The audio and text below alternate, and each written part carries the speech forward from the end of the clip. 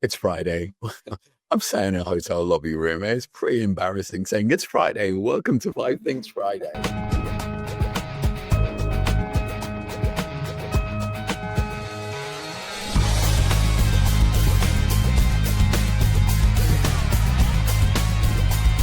Simone, how are you? Oh, I'm good. How are you? Happy Friday. Happy Friday. I was just saying I'm in a hotel lobby room, and every time my voice goes up a little high, I don't need to. But anyway, welcome to Five Things Friday. We're going to be as punctual as we always are. So we're going to dive straight in.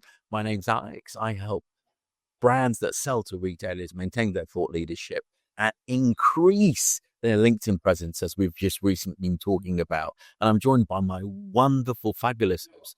What's wonderful and fabulous now. Simone, hello and welcome.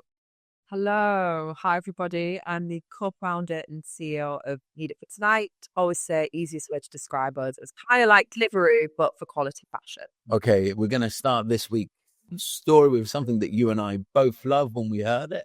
Tickled Pink. It's breast cancer awareness and Asda have got a fantastic offer. So if you've got a local Asda and you want to support breast cancer awareness, the £7.17 bundle, which is all about raising awareness for going to get checked. I don't know how awkward it is having a man talk about this, but anyway, it's don't take it from me, take it from someone who's a health professional. We all need to get tested. And in all fairness, maybe next week you can do Movember as I'm doing breast cancer awareness. You Movember, and we'll talk about Movember. But anyway, I think it's a cracking example of social campaign led near and dear to a lot of people up and down the country. So kudos to Asda, well done. And obviously, I had to double read this. My understanding is all of those products add up to £7, which seems like a value for money bundle as well. And they're all in the color pink. So if you like pink and you want your Diet Coke in a pink can, get yourself off to Asda.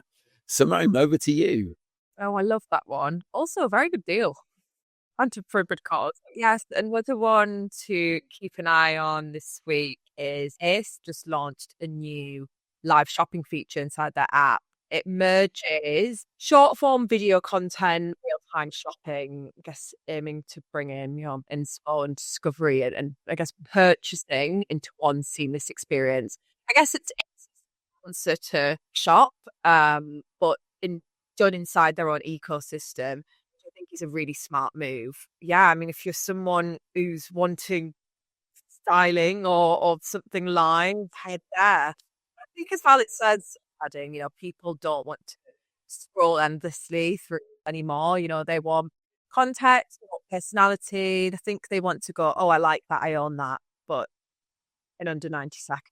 Like how they've done on TikTok Shop. And TikTok Shop have obviously early days, but I think ASOS's live shopping could be star, especially if they start to lean into creators and drop culture. Yeah, it's not just business anymore. Really, really excited and intrigued to see where that goes. Yeah, I think it's my 1 minute on to keep us on time. When I was at Microsoft, their then CEO sort of got up in front of the city NW report saying how they've set up this data platform and how this data platform is going to give them loads of insights. It's going to give them, all those secret, juicy things that you can't just get from being on Instagram, on TikTok, or another social media platform. And for me, I've seen Zara experiment with this. I've seen people try and do it by YouTube.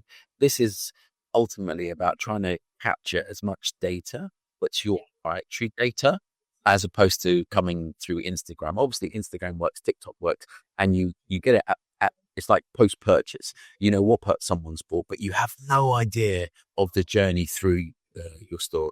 And I think we'll see more of these types of initiatives on how retailers are going to, especially online retailers here, they're going to try and capture more of that, have more of that data capture as they go through. Staying with me, Richard Walker, the CEO Frozen Foods, with basically Iceland's, at a FT event, highlighted and brought up something that I've spoken about for years. I partner with people who work in this industry, but there is a war continued ongoing with shoplifting. Everyone agrees it's not a faceless crime. Everyone agrees specifically when it comes to harassment or abuse of shop workers or frontline work, it's not acceptable.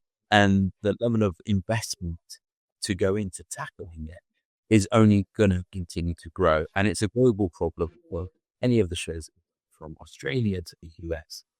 Retailers are still looking at ways to invest in preventing or combating one of the biggest headaches in retail, which is shrink prevention. And the reason why I'm highlighting this is obviously sometimes people say, oh, but this story is like 3 years old.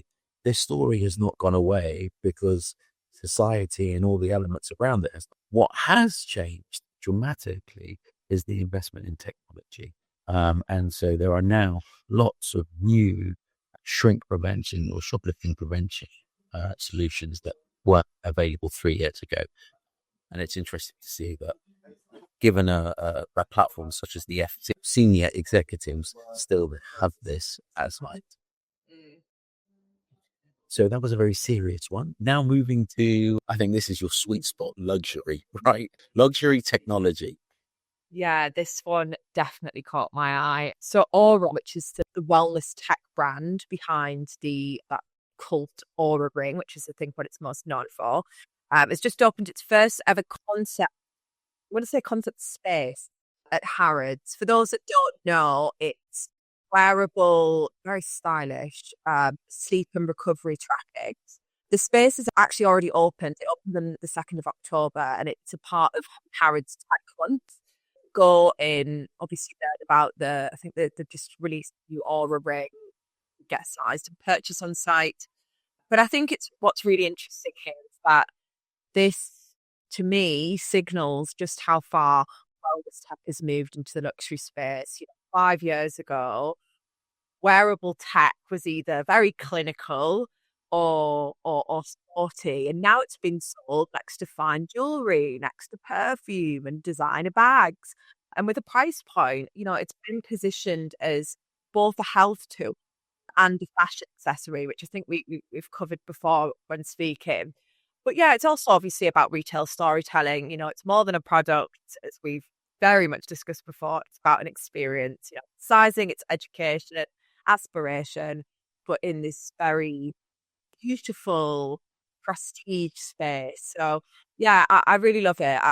It's another example of how tech is crossing over into lifestyle retail, not just electronics. So love it.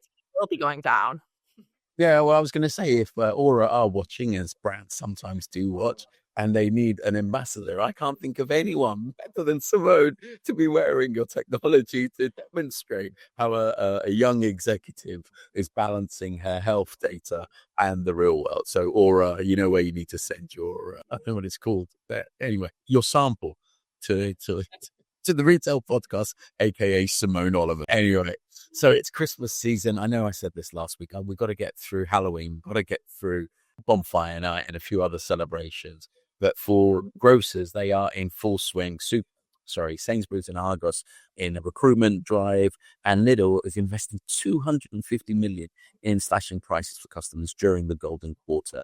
And I think they'll say this isn't about Christmas. It's not about winning the Christmas shop, but it's 100% trying to get people into Lidl on the way up into the golden quarter or through the golden quarter to get that value to keep driving those promotions. So again, a massive investment for what is already a really competitively priced market.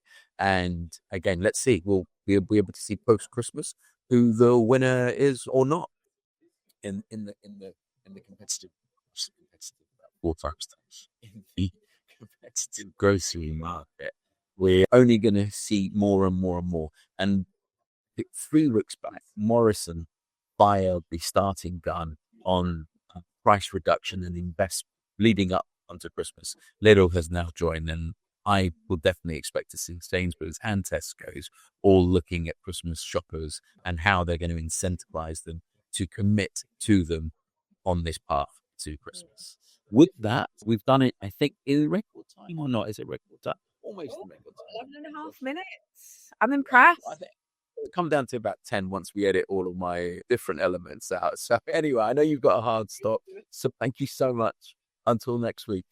Thanks, Alex. Bye.